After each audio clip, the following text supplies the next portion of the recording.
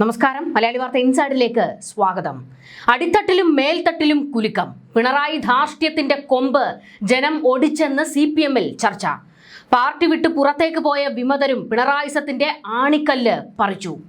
സുധാകരൻ പിണറായിസത്തിന്റെ കടയ്ക്കലാണ് വെട്ടി വീഴ്ത്തിയതെന്ന്. അമ്പലപ്പുഴയിൽ തീ പിടിച്ചോടുകയാണ് CPM-കാർ. പാർട്ടി വിട്ട് അമ്പലപ്പുഴയിൽ UDF സ്വതന്ത്രനായി മത്സരിച്ച സുധാകരൻ ഉയർത്തിയ പൊളിറ്റിക്കൽ ക്രിമിനലുകൾ ആക്ഷേപം ജില്ലയിൽ CPM-ന് തെരഞ്ഞെടുപ്പിൽ വൻ തിരിച്ചടിയായതായിട്ടാണ് വിലയിരുത്തലുകൾ. ഇടതുപക്ഷം കാലങ്ങളായി കുത്തകയാക്കിയിരുന്ന പല മണ്ഡലങ്ങളും ഇത്തവണ കൈവിടുമെന്നാണ് CPM-ന്റെ തന്നെ പ്രാഥമിക വിലയിരുത്തൽ. സുധാകരൻ പാർട്ടി വിട്ടത് CPM-ന്റെ പരമ്പരാഗത വോട്ടുകളിൽ വിള്ളൽ വീഴ്ത്തിയില്ലെങ്കിലും നിഷ്പക്ഷ വോട്ടുകൾ നഷ്ടപ്പെടുത്താൻ ഇടയാക്കി എന്നാണ് പാർട്ടിയുടെ കണക്കുകൂട്ടൽ. സുധാകരന്റെ കാര്യം കുറച്ചുകൂടി മയപ്പെടുത്തി കൈകാര്യം ചെയ്യണമായിരുന്നു. പിണറായി എല്ലാം കൊണ്ട് തുലച്ചുവെന്നാണ് പാർട്ടിക്കുള്ളിൽ പോലും അടക്കം പറച്ചിലുകൾ. അതായത് കപ്പിത്താൻ, ക്യാപ്റ്റൻ എന്നൊക്കെ സ്വയം പ്രഖ്യാപിച്ച് നടന്ന പിണറായിക്ക് CPM-ൽ നിന്ന് തന്നെ തെറിവിളി കേട്ടുകൊണ്ടിരിക്കുകയാണ്. പിണറായി ഒറ്റ ഒരുത്തനാണ് ഈ പാർട്ടിയെ കുളം തോണ്ടിയതെന്ന് പല നേതാക്കളും ഇപ്പോൾ പച്ചയ്ക്ക് പറഞ്ഞു തുടങ്ങിയിട്ടുണ്ട്. അതായത് തുടർഭരണമില്ല എന്നുള്ള ഒരു ചർച്ച ഒരു വഴിക്ക് നടക്കുമ്പോഴാണ്, അത് തെളിയിക്കുന്ന ചില വസ്തുതകൾ ഉൾപ്പെടെ പുറത്തേക്ക് വരുമ്പോഴാണ് CPM-ന് അടിമുടി കുലുക്കം വന്നിരിക്കുന്നത്. പിണറായി ജനങ്ങളിൽ നിന്ന് ഒരുപാട് അകന്നുപോയി എന്നാണ് CPM-ൽ ഉള്ളവർ പോലും പറയുന്നത്. ഈ പാർട്ടിയെ പടുകുഴിയിലേക്ക് തള്ളിയിട്ടത് പിണറായി കുടുംബമാണെന്ന ആക്ഷേപവും CPM-നുള്ളിൽ പുകയുന്നുണ്ട്. CPM-ൽ പൊളിറ്റിക്കൽ ക്രിമിനലുകളുടെ ആധിപത്യമാണെന്ന് കഴിഞ്ഞ 5 വർഷമായി സുധാകരൻ തുടർച്ചയായി ആക്ഷേപം ഉന്നയിക്കുന്നുണ്ട്. ചില നേതാക്കളെ പരാമർശിച്ച് തന്നെയായിരുന്നു സുധാകരന്റെ ഈ വിമർശനം. ഇതിന് കാര്യക്ഷമമായി മറുപടി നൽകാൻ പാർട്ടി നേതൃത്വത്തിന് കഴിഞ്ഞില്ല. സുധാകരൻ ഇത്തരം ഒരു വിമർശനം ഉന്നയിക്കുമ്പോൾ പാർട്ടി അതിൽ അന്വേഷണം നടത്തണമായിരുന്നു. പാർട്ടിക്ക് അവമതിപ്പുണ്ടാക്കുന്ന, പാർട്ടിയെ കുളം തോണ്ടുന്നവർക്കെതിരെ നടപടിയെടുക്കാനുള്ള ഒരു ആർജവം CPM കാണിക്കണമായിരുന്നു എന്നുള്ള വിമർശനം ഇപ്പോൾ ഉയർന്നു വരികയാണ്. സുധാകരൻ പറഞ്ഞതിൽ എന്താണ് തെറ്റ് എന്ന് ചോദിക്കുന്ന CPM നേതാക്കളും ഇപ്പോൾ പാർട്ടിക്കുള്ളിലുണ്ട്. അവരെല്ലാവരും ചോദ്യം ഉയർത്തുന്നത്, വിരൽ ചൂണ്ടുന്നത് പിണറായിക്ക് നേരെയാണ്. സുധാകരനെ നേരിടുന്നതിൽ ജില്ലയിലെ പാർട്ടി നേതൃത്വത്തിനും വീഴ്ച സംഭവിച്ചു. സുധാകരൻ കോൺഗ്രസുമായി 1.5 വർഷം മുൻപ് തന്നെ ഡീൽ ഉണ്ടാക്കിയെന്ന് ഇപ്പോൾ ആരോപിക്കുന്ന ജില്ലാ സെക്രട്ടറിയും സംസ്ഥാന സെക്രട്ടേറിയറ്റ് അംഗവും ഉൾപ്പെടെയുള്ളവർ ഇതിനെ പ്രതിരോധിക്കാൻ പരാജയപ്പെട്ടു. P. കൃഷ്ണപിള്ള സ്മാരകം തകർത്തത് CPM-കാർ തന്നെയാണെന്നും സജി ചെറിയാന്റെ നിലപാടുകൾ സംശയാസ്പദമാണെന്നുമുള്ള സുധാകരന്റെ ആരോപണങ്ങൾ നേരിടുന്നതിലും നേതൃത്വം പരാജയപ്പെട്ടു. സുധാകരനോളം പൊതുസമൂഹത്തിൽ പിന്തുണയുള്ള നേതാക്കൾ ജില്ലയിൽ ഇല്ലാത്തതിനാൽ ആക്ഷേപങ്ങളെ നേരിടുന്നതിലും പാർട്ടിക്ക് തിരിച്ചടിയുണ്ടായി. 60-ലേറെ വർഷക്കാലത്തെ പ്രവർത്തന പാരമ്പര്യമുള്ള സുധാകരനെ വർഗവഞ്ചകൻ എന്നാക്ഷേപിച്ച് നേരിടാനാണ് CPM ശ്രമിച്ചത്. അത് അതിരുവിട്ടുപോയി. പാർട്ടി അണികളെ പിടിച്ചു നിർത്താൻ ഇത്തരം പ്രചാരണം കൊണ്ട് സാധിച്ചെങ്കിലും പാർട്ടി അനുഭാവികളെയും പൊതുസമൂഹത്തെയും ഇടതുപക്ഷത്തിനൊപ്പം നിലനിർത്താൻ കഴിഞ്ഞില്ല എന്നാണ് വിമർശനം.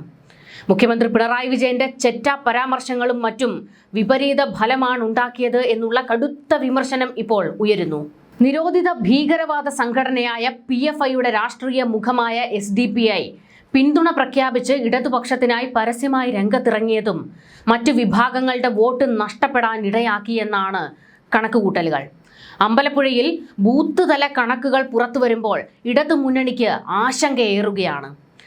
സുധാകരന്റെ സ്ഥാനാർത്ഥിത്വം മണ്ഡലത്തിലെ രാഷ്ട്രീയ സമവാക്യങ്ങളെ ആകെ മാറ്റിമറിച്ചു എന്നാണ് പാർട്ടിയുടെ പ്രാഥമിക വിലയിരുത്തൽ. ഇടത് സ്ഥാനാർത്ഥി തോറ്റാലും ജയിച്ചാലും 2000-ഓളം വോട്ടിന്റെ മാർജിനാണ് കണക്കുകൂട്ടുന്നത്. ഹരിപ്പാടും കുട്ടനാടും LDFന് വിജയ സാധ്യതയില്ലെന്നും 3 വിജയം ഉറപ്പെന്നുമാണ് ബൂത്ത് തല കണക്കുകൾ അടിസ്ഥാനമാക്കിയുള്ള CPM നിഗമനം. 4 മത്സരം കടുത്തതാണെന്നും പാർട്ടി വിലയിരുത്തുന്നു. കായംകുളം, കുട്ടനാട്, ആലപ്പുഴ, അരൂർ എന്നിവിടങ്ങളിൽ കടുത്ത മത്സരം. 2021-ലെ നേട്ടം ഇപ്പോഴത്തെ സാഹചര്യത്തിൽ ആവർത്തിക്കാനാകില്ല എന്നാണ് CPM-ന്റെ വിലയിരുത്തൽ. അന്ന് ജില്ലയിലെ 9 മണ്ഡലങ്ങളിൽ ഹരിപ്പാട് മാത്രമായിരുന്നു ഇടതുപക്ഷത്തിന് നഷ്ടപ്പെട്ടത്. എന്നാൽ ഇത്തവണ ആലപ്പുഴയിൽ പല കോട്ടകളും CPM-ന് കൈവിട്ടു പോകും എന്നാണ് പാർട്ടിയുടെ തന്നെ വിലയിരുത്തൽ പുറത്തേക്ക് വരുന്നത്. താഴെ തട്ടിൽ നിന്നുള്ള കണക്കുകൾ അനുസരിച്ച് ഇഴകീറി പരിശോധിച്ചപ്പോഴാണ് തിരിച്ചടി അതിമാരകമാണെന്ന് പാർട്ടിക്ക് ബോധ്യപ്പെട്ടിരിക്കുന്നത്. എല്ലാത്തിൻ്റെയും കാരണക്കാരൻ പിണറായി വിജയനും ഗോവിന്ദൻ ഉൾപ്പെടെയുള്ള ഒരു കൂട്ടം നേതാക്കളാണെന്നും പച്ചയ്ക്ക് വിമർശനം ഉന്നയിക്കുകയാണ് CPM-ലെ മറ്റു മുതിർന്ന നേതാക്കൾ. ആലപ്പുഴയിലെ ഗതി ഇതാണെങ്കിൽ അങ്ങ് വടക്കോട്ടും പ്രതിസന്ധി കൂടുതലാണ്. അതായത് അടപടലം പൊളിഞ്ഞു വീഴുന്ന കാഴ്ചയാണ് മെയ് 4-ന് കാണേണ്ടി വരിക എന്ന്. പേരാവൂരിൽ KK ശൈലജ 3000 വോട്ടിനും അഴീക്കോട് KV സുമേഷ് 7000 വോട്ടിനും പിന്നിൽ എന്നാണ് CPMന്റെ കണക്ക്. തളിപ്പറമ്പിൽ നേരിയ ഭൂരിപക്ഷത്തിന് ജയിച്ചേക്കും, അതിലും ഉറപ്പൊന്നുമില്ല. പയ്യന്നൂരിൽ കനത്ത വോട്ട് ചോർച്ചയുണ്ടാകുമെങ്കിലും ജയിച്ചു കയറും കഷ്ടിച്ച്. തലശ്ശേരിയിൽ 20,000 വോട്ടിന് ജയിച്ചു കയറുമെന്നും CPM കണക്കുകൂട്ടുന്നു. പാർട്ടി അടിത്തട്ടിൽ നിന്ന് നൽകിയിട്ടുള്ള കണക്കാണ് ഇത്. ഇത്തവണ CPMന്റെ കണക്കെടുപ്പ് അടിത്തട്ടിൽ നിന്ന് നൽകിയിരിക്കുന്നത് ആശങ്കയോടെയാണ്. 3 വിഭാഗങ്ങളായിട്ടാണ് തിരിച്ചിരിക്കുന്നത്. ഉറച്ച വോട്ടുകൾ, അനുഭാവി വോട്ടുകൾ, സ്ഥാനാർത്ഥി വ്യക്തിഗതമായി നേടുന്ന വോട്ടുകൾ എന്ന നിലയിലാണ് കണക്കെടുത്തിരിക്കുന്നത്. അഴീക്കോട് ഇത്തവണ മത്സരം കടുത്തതെന്നാണ് CPMന്റെ വിലയിരുത്തൽ. ഇവിടെ 3000 വോട്ടിന് ജയിക്കും എന്നാണ് ലീഗ് അവകാശപ്പെടുന്നത്. എന്നാൽ CPM കണക്കിൽ സുമേഷ് 7000 വോട്ടിന് പിന്നിലാണ്. പാർട്ടി വോട്ട് കണക്കിൽ പേരാവൂരിൽ KK ശൈലജ 3000 വോട്ടിന് പിന്നിലാണ്.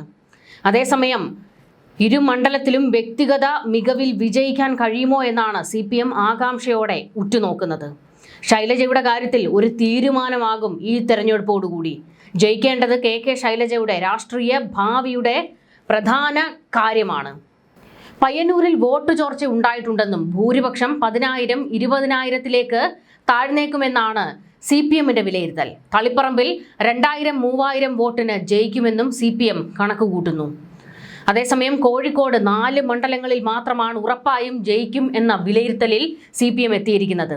ബേപ്പൂർ, ബാലുശ്ശേരി, കോഴിക്കോട് നോർത്ത്, എലത്തൂർ എന്നീ 4 മണ്ഡലങ്ങളിൽ ജയിക്കും എന്നാണ് CPMന്റെ വിലയിരുത്തൽ. 5 മണ്ഡലങ്ങളിൽ കടുത്ത പോരാട്ടം എന്നാണ് CPMന്റെ വിലയിരുത്തൽ. വടകര, കൊടുവള്ളി, കോഴിക്കോട് സൗത്ത്, നാദാപുരം എന്നീ 4 മണ്ഡലങ്ങളിൽ തോൽക്കും എന്നാണ് പാർട്ടിക്കുള്ളിലെ വിലയിരുത്തൽ. വടകരയിൽ SDPI സ്ഥാനാർത്ഥി നേടുന്ന വോട്ടുകൾ നിർണായകമാകും. പേരാമ്പ്രയിലും കുറ്റ്യാടിയിലും ഇടത് സ്ഥാനാർത്ഥികൾ കണക്കിൽ പിന്നിലെങ്കിലും വ്യക്തിഗത വോട്ട് കൂടി ലഭിച്ചാൽ ജയിച്ചു കയറും എന്ന് CPM കണക്കുകൂട്ടുന്നു. ഇതെല്ലാം കണക്കുകൂട്ടലാണ്. കഷ്ടിച്ചാണ് ഇവരൊക്കെ ജയിക്കുക എന്ന് പാർട്ടിക്ക് തന്നെ ഏകദേശം ബോധ്യമായിരിക്കുന്നു. തിരുവമ്പാടി, കുന്നമംഗലം, കൊയിലാണ്ടി എന്നിവിടങ്ങളിൽ കനത്ത പോരാട്ടമാണെന്നും CPMന്റെ വിലയിരുത്തൽ.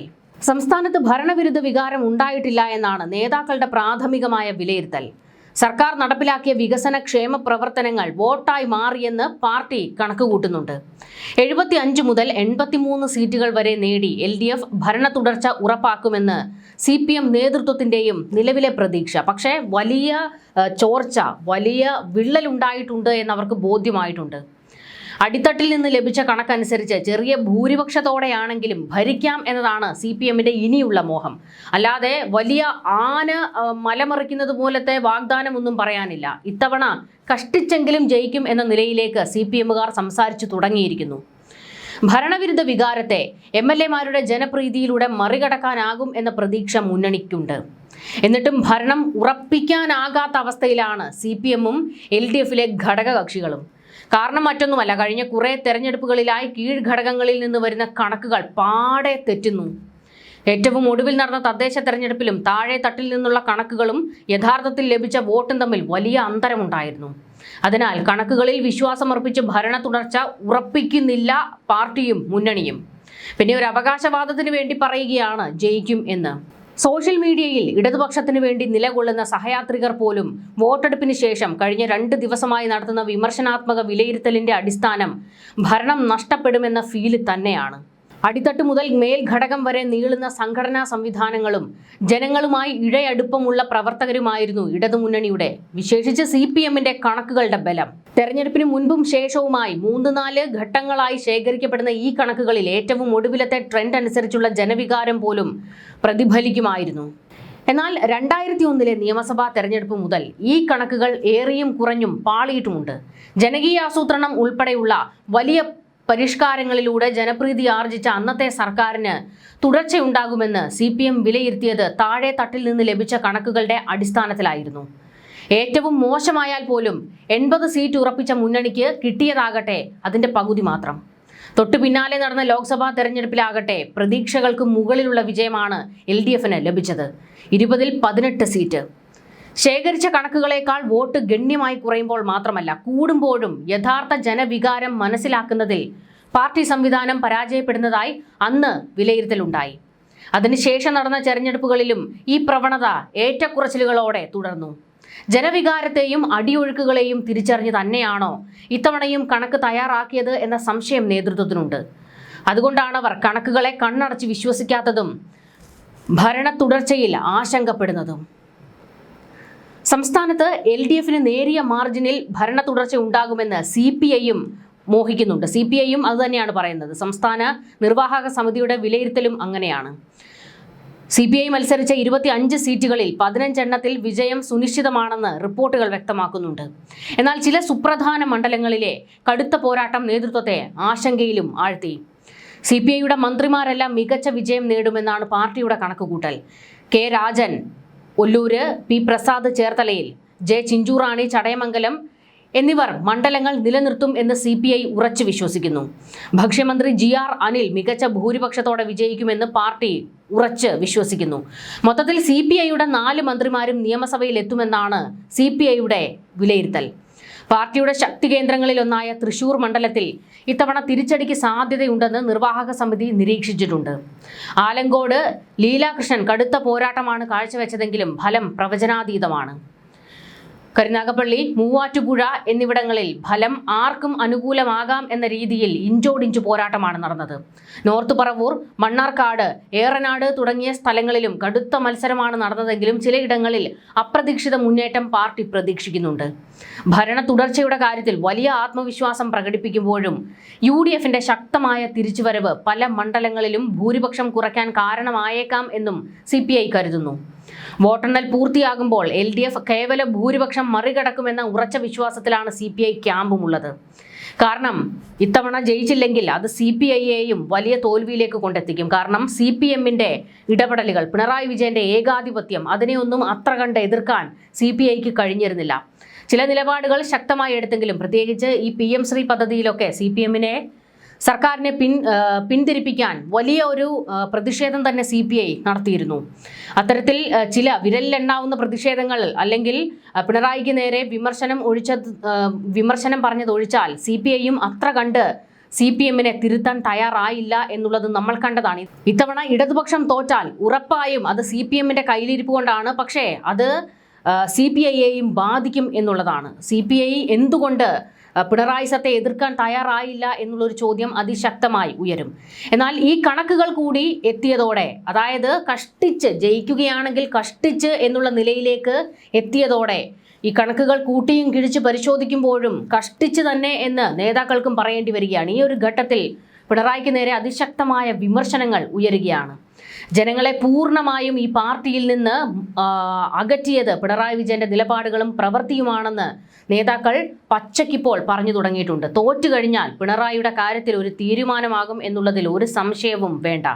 എന്നാൽ ഇപ്പോൾ CPMനെ സംബന്ധിച്ചിടത്തോളം അവർ പറയുന്നത് വിമതർ ജയിക്കരുത്. പ്രത്യേകിച്ച് G. സുധാകരനും ഐഷ പോറ്റിയും TK ഗോവിന്ദനും കുഞ്ഞികൃഷ്ണനുമൊക്കെ തോറ്റമ്പണം എന്നുള്ളതാണ് അവരുടെ ആവശ്യം. എന്നാൽ ഇവരിൽ ആരെങ്കിലും ഒക്കെ ജയിച്ചാൽ അത് തലയ്ക്ക് മുകളിൽ വാളാകാൻ പോകുന്നത് CPMന് തന്നെയായിരിക്കും. ആ മൂർച്ച CPMനെ വെട്ടിക്കീറുമെന്നുള്ളതിൽ ഒരു സംശയവും വേണ്ട. ന്യൂസ് ഡെസ്ക്, മലയാളി വാർത്ത ഇൻസൈഡ്.